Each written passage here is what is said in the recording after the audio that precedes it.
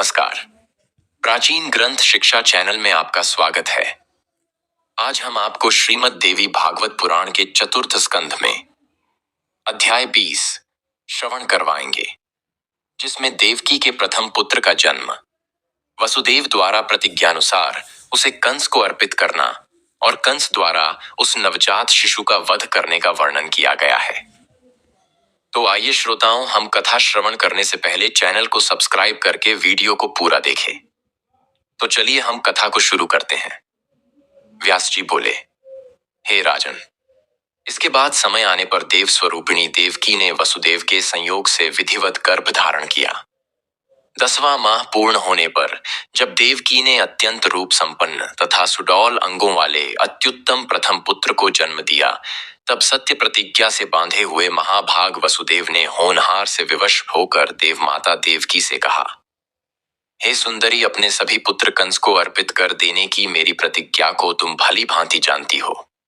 हे महाभागे, उस समय इसी प्रतिज्ञा के द्वारा मैंने तुम्हें कंस से मुक्त कराया था। अतएव हे सुंदर, केशों वाली मैं यह पुत्र तुम्हारे चचेरे भाई कंस को अर्पित कर दे रहा हूं। जब दुष्ट कंस अथवा प्रारब्ध विनाश के लिए उद्यत ही है, तो तुम कर ही क्या सकोगी। अद्भुत कर्मों का परिणाम आत्मज्ञान से रहित प्राणियों के लिए दुर्जेय होता है। काल के पाश में बांधे हुए समस्त जीवों को अपने द्वारा किए गए शुभ अथवा अशुभ कर्मों का फल निश्चित रूप से भोगना ही पड़ता है। प्रत्येक जीव का प्रारब्ध निश्चित रूप से विधि के द्वारा ही निर्मित है। देवकी बोली, हे स्वामिन, मनुष्यों को अपने पूर्व जन्म में किए गए कर्मों का फल अवश्य भोगना पड़ता है, किंतु क्या तीर्थाटन, तपश्चरण एवं दानादि से वह कर्म फल नष्ट नहीं हो सकता है। हे महाराज, पूर्व अर्जित पापों के विनाश के लिए महात्माओं ने धर्मशास्त्रों में तो नानाविध प्रायश्चित्त के विधान का उल्लेख किया है। ब्रह्म हत्या करने वाला, स्वर्ण का हरण करने वाला, सुरापान करने वाला तथा गुरु पत्नी के साथ व्यभिचार करने वाला महापापी भी 12 वर्षी तक व्रत का अनुष्ठान कर लेने पर शुद्ध हो जाता है। हे अनघ, उसी प्रकार मनु आदि के द्वारा उपदिष्ट प्रायश्चित्त का विधान पूर्वक अनुष्ठान करके मनुष्य क्या पाप से मुक्त नहीं हो जाता है। यदि प्रायश्चित्त विधान के द्वारा पाप से मुक्ति नहीं मिलती है, तो क्या याज्ञवल्क्य आदि धर्मशास्त्र प्रणेता तत्वदर्शी मुनियों के वचन निरर्थक हो जाएंगे। हे स्वामिन, होनी होकर ही रहती है। यदि यह निश्चित है, तब तो सभी आयुर्वेद एवं सभी मंत्र शास्त्र झूठे सिद्ध हो जाएंगे और इस प्रकार भाग्य लेखक के समक्ष सभी उद्यम अर्थहीन हो जाएंगे।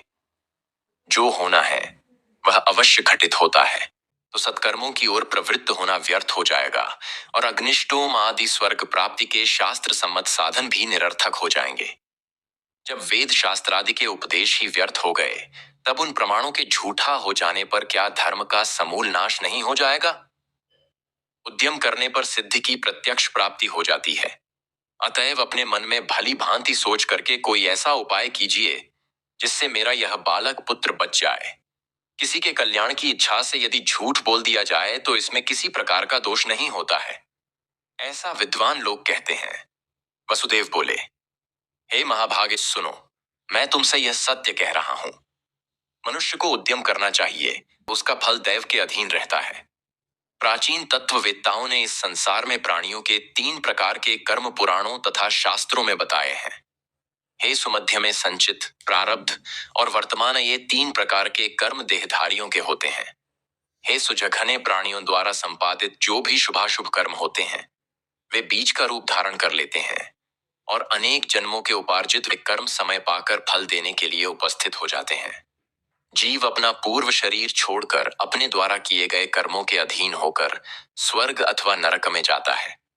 सुकर्म करने वाला जीव दिव्य शरीर प्राप्त करके स्वर्ग में नानाविध सुखों का उपभोग करता है तथा दुष्कर्म करने वाला विषय भोग जन्य यातना देह प्राप्त करके नरक में अनेक प्रकार के कष्ट भोगता है।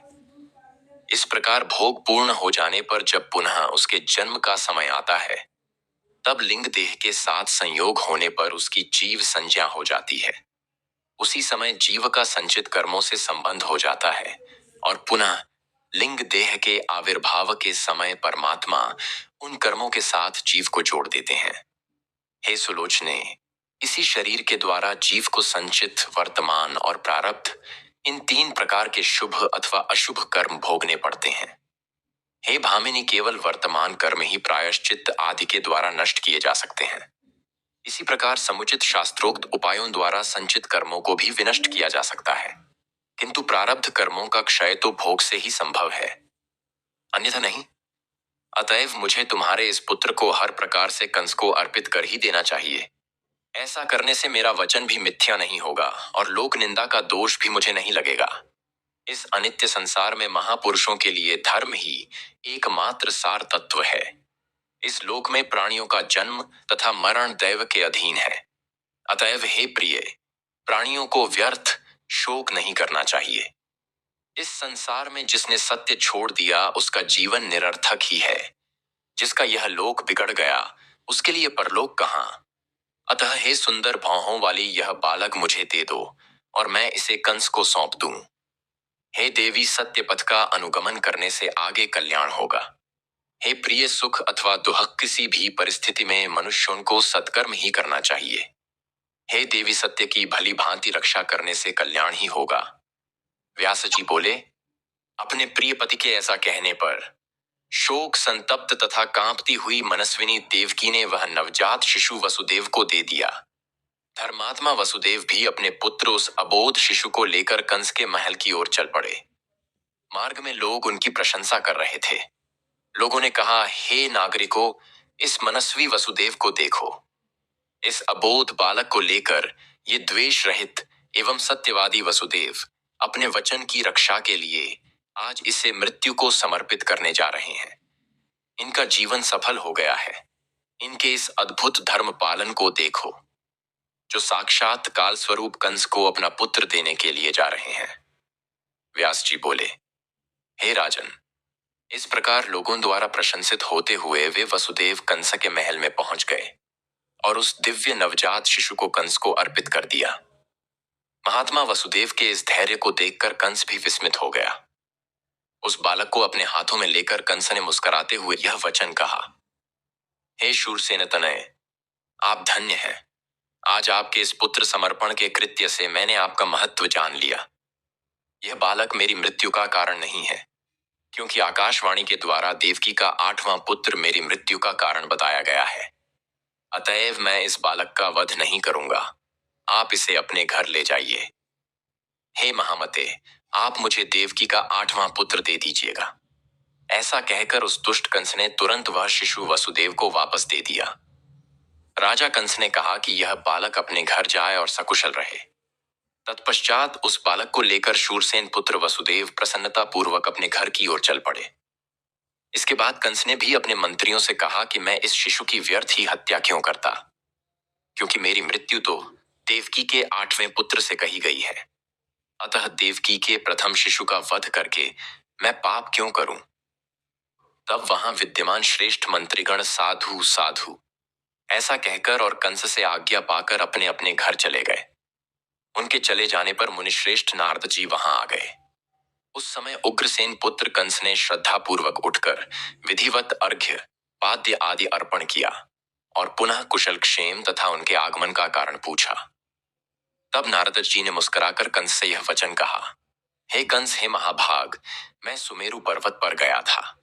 वहां ब्रह्मा आदि देवगण एकत्र होकर आपस में मंत्रणा कर रहे थे कि वसुदेव की पत्नी देवकी के गर्भ से सुरश्रेष्ठ भगवान विष्णु आपके संहार के उद्देश्य से अवतार लेंगे। तो फिर नीति का ज्ञान रखते हुए भी आपने उस शिशु का वध क्यों नहीं किया। कंस बोला, आकाशवाणी के द्वारा बताए गए अपने मृत्यु रूप देवकी के 8वें पुत्र का मैं वध करूंगा। नारद जी बोले, हे नृपश्रेष्ठ, आप शुभ तथा अशुभ राजनीति को नहीं जानते हैं और देवताओं की माया शक्ति भी नहीं जानते हैं।